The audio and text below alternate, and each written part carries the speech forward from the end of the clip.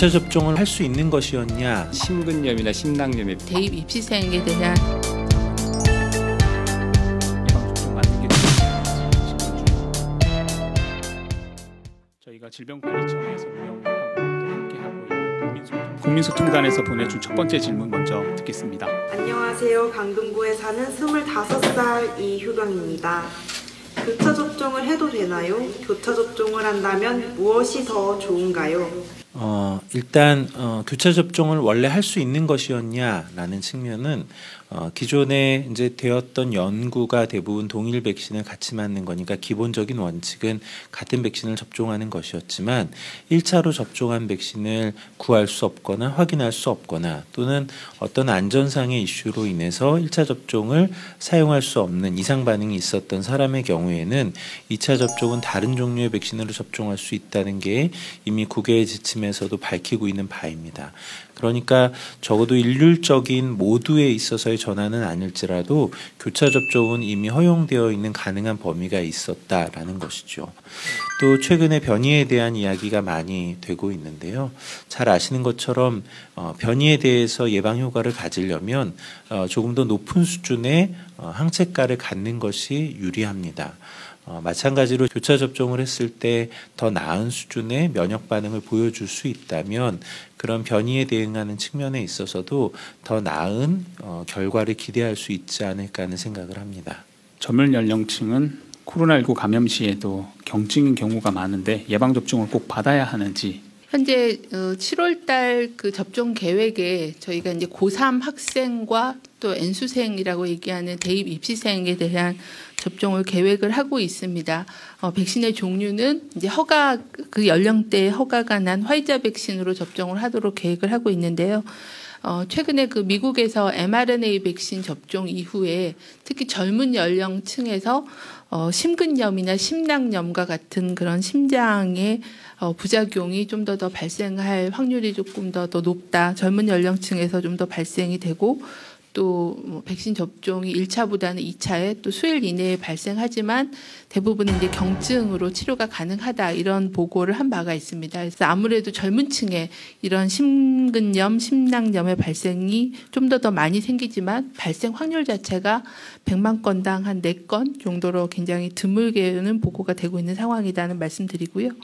고3 학생들에 대해서 먼저 접종을 결정하게 된 배경에는 학생들의 개개인의 예방, 그 감염 예방의 목적도 있고 또 그 하반기에는 이제 본격적으로 입시가 시작이 되기 때문에 굉장히 다양한 노출을 받게 됩니다. 학원도 나가게 되고 또 수시나 정시 입시하고 관련돼서 많은 그런 접촉이 일어나기 때문에 그런 노출에서 감염이 되고 또 자가격리가 되고 하는 것들을 좀 예방해서 학교 수업과 입시를 좀 정상화하기 위한 그런 일상을 지키기 위한 그런 목적을 고려해서 접종을 먼저 하는 걸로 그렇게 결정을 한 바가 있다는 배경 설명을 드리도록 하겠습니다. 최근 미국 CDC에서 발표한 것을 보면은 100만 명당 4명 이내의 꼴이 되죠. 굉장히 드문 것이고요. 일반적으로 백신과 상관없이 일반인들이 겪게 되는 심근염이나 심낭염의 빈도를 살펴보면은 10만 명을 1년간 관찰하면 보통 10명 정도에서 발생한다고 합니다. 그러니까 그 빈도가 굉장히 낮기 때문에 일단은 조금 안심을 하셔도 되는 아주 드문 합병증인데 그 환자들에서도 대부분은 저절로 좋아졌습니다. 그리고 또 일부는 필요해서 병원에 입원한 경우에도 1 내지 2주 이내에 대부분 퇴원을 했고요. 중환자실에서 모니터가 필요했던 경우가 2명 정도가 보고가 되고 있습니다. 그래서 대부분 안전하게 호전될 수 있고 경과가 양호하기 때문에 그러나 이것을 100만 명을 기준으로 했을 때 백신을 맞게 되면 5,700명 정도의 새로운 코로나 바이러스 발생이 예방할 수 있다고 그렇게 얘기를 하고요. 300명 정도의 병원 입원을 예방할 수 있다고 그렇게 얘기하고 심근염이 코로나 바이러스 자체로도 꽤 생깁니다. 2.3% 정도가 심근염이 생긴다고 얘기를 하고 있거든요. 그런 것의 득실을 따져보면은 예방접종은 젊은 연령층에서 비록 좀 많이 발생하긴 하더라도 그 빈도가 아주 드물고 그리고 코로나 바이러스 걸렸을 때의 위험이 훨씬 크기 때문에 백신을 맞는 것은 아주 꼭 필요한 그리고 본인뿐만 아니라 이웃을 위해서도 꼭 필요한 저희들이 해야 될 정책이 아닌가 그렇게 생각을 합니다. 유튜브로 보내준 질문이 있습니다. 교차 접종이 화이자로 변경이 되었는데 2차 접종일은 그대로 유지가 되는지 접종 간격과 관련된 질문 주신 것 같습니다. 네, 현재 1차 접종 받으실 때 저희가 2차 접종을 받으실 날짜와 그리고 접종했던 기관에 대해서 안내를 드렸습니다. 그래서 그거를 유지하면서 백신 종류만 화이자로 변경해서 접종할 계획입니다. 오신 전문가분들께 짧게나마 예방접종과 관련된 말씀 마무리 듣겠습니다. 예, 아마 3분기 예방접종을 시작하게 되면서 기존에 우리가 생각하지 않았던 우리 고3 수험생들 때문에 학부모님들과 우리 학생들의 관심도 굉장히 많을 것으로 압니다. 지금까지 밝혀진 심낭염이나 심근염과 같은 이런 합병증은 밝혀진 게 3가지는 크게 밝혀져 있습니다. 젊은 층 16에서 24세, 그것도 젊은 여성보다는 남성에서 잘 발생하고요.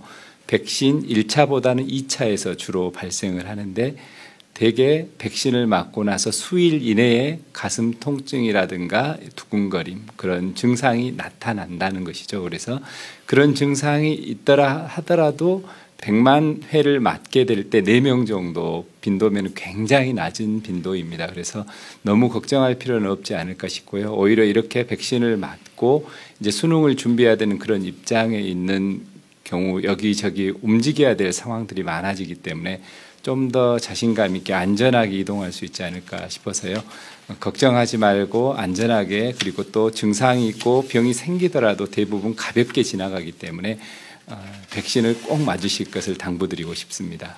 어느 백신을 맞던 해당되는 시기에 늦지 않게 맞도록 선택하시는 게 본인을 위해서 가장 안전한 선택일 것 같습니다. 3분기는 저희가 접종률이 크게 높아지고 접종 대상자가 많이 확대가 되는 시기이고 많아지는 접종 대상자에 맞추어서 이상 반응에 대한 건수의 보고도 많고 더 많은 이슈가 등장하지 않을까 하는 우려도 있습니다.